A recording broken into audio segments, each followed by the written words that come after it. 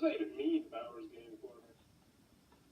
Ahoy there, YouTube! I'm back again today for another game review. Today I'm very excited to check out Boomo! It's a blast to play card game.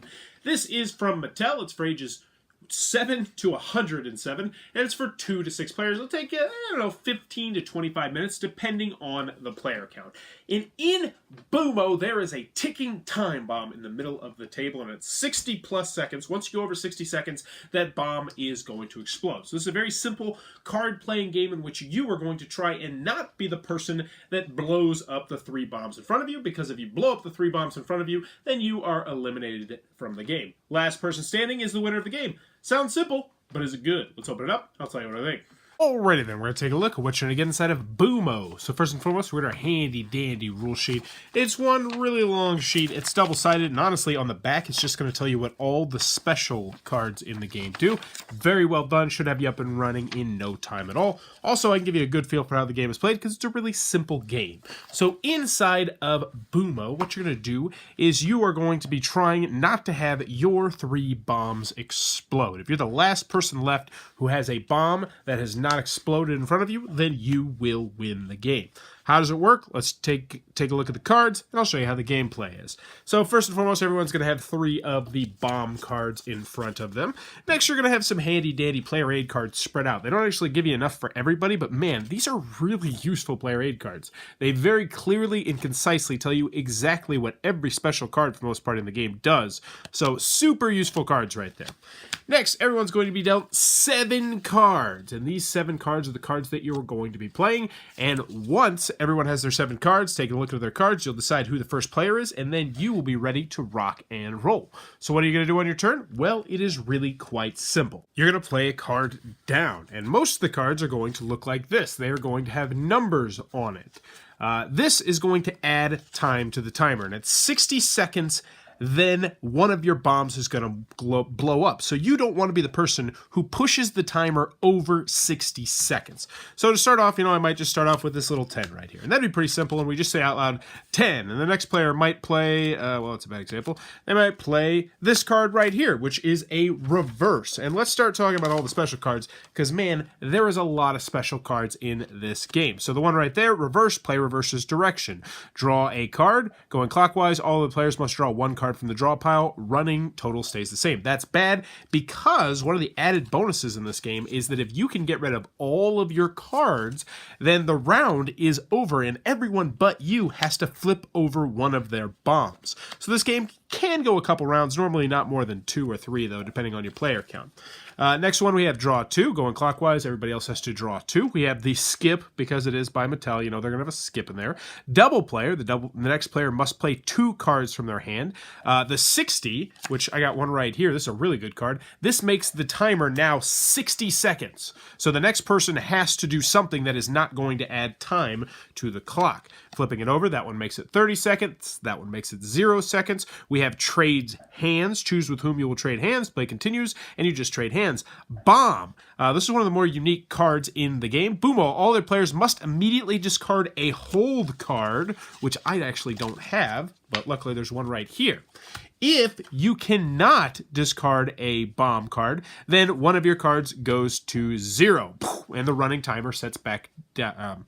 One of your cards explodes, and the running timer goes back down to 0, excuse me. But if everyone at the table discards a hold card, then the person who plays the bomb card ends up flipping over one of their own cards. So it's a high-risk, high-reward kind of situation. You really want to look at how many cards other people have at the table and how many other bombs have been played. We got the hold card, which we talked a little bit about, and then winning. The last player with a ticking time bomb card is the winner. And that's not a card, that's just, you win the game.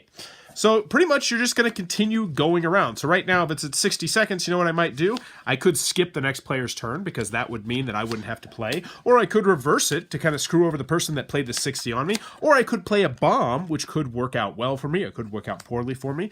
But anywho, you're going to continue to do this until everyone, except for one person's bombs have all exploded, at which point that person will be the winner of Boomo. Another thing that I did want to mention is I talked about how you can win a round by getting rid of all your cards.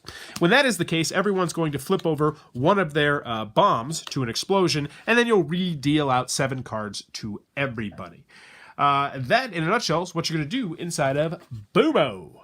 Alrighty then, Boomo from Mattel. What are my final thoughts? Let's go over the pros, let's go over the cons. First, on the con side, game's not going to be for everybody for a variety of different reasons. It's a very simple, light, card-playing game. This is not going to be for everybody. This is definitely a light filler weight game, a family sort of game, maybe a children's game if your kids are on the older side. I'd say 8, 9, 10, 11 years old.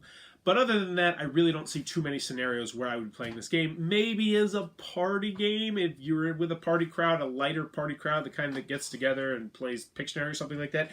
It could go over in that crowd, but for the most part, this is going to be clearly a family/children's game. Also, a lot of luck of the draw on this. If you just happen to get a fantastic hand of all zeros and holds or bombs or something like that, then you're probably going to do better than everyone else at the table for that round. And there's, it is what it is. It's a Mattel mass market style game, and there's going to be a lot of luck in that sort of thing. Artwork, the artwork left a little bit to be desired for me. It's all just, I don't know. I mean, the graphic design I think is good, and the graphic design choices are good, but I wish I wanted a little bit more from the artwork. Also, the fact that there was only 2 player aid cards kind of bugged me, because they're incredibly useful, and you go up to 6 players, so why don't you have, this is kind of a crazy idea, but 6 of them? I don't know, seems like kind of a no-brainer there. Any other cons that I have with the game? Oh, I liked it best at the higher player counts. I'd say 4, 5, and 6. 3 was okay, too. No, thank you. 4, 5, and 6, though, definitely the sweet spot for this game. I mean, you come into it knowing it is a Mattel mass market game. Moving on to the pros, I think it's a good to great game. I was very pleasantly surprised with Boomo. And actually, we played Boomo the same day we played a game called Swap. And Swap was absolutely god-awful. Check my review of that if you want to see me just lambast a game. This, however, really went over well, and I will be adding it to my collection at school, and I don't know if I would keep it for at home, but as a sort of thing where I'm going to play it with kids on a routine basis, I think this is a good to great game. The kids absolutely love this game.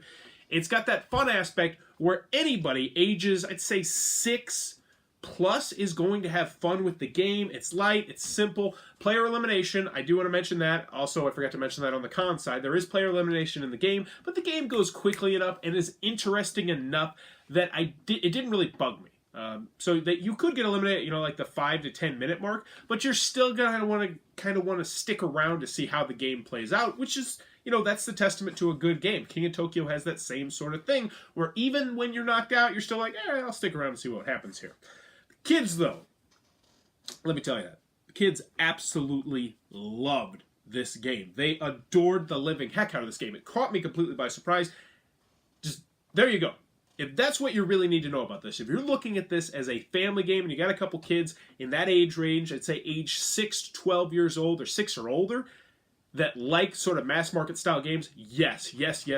Go find this one. I don't think it's currently in print, but man, the kids went nuts for this game, and I had fun playing this game with the kids. There's definitely a luck element, but there also is some skill involved in when you play cards and hand management and whatnot, looking at the size of other people's hands and deciding when to strike, and I liked all that. And in the end, Boomo is a good to great game that, very surprisingly, I can recommend you hunt it down if you're in the market for a good family/older children's game, maybe a family get-together style game if your family's used to like Uno, Phase 10, Skippo. I think this will go over very well. I like the theme. There's a good deal of tension too as you get less and less cards, and you're like, oh man, I hope they don't bump that up to 55, because anything higher than 55, I can't mess with it.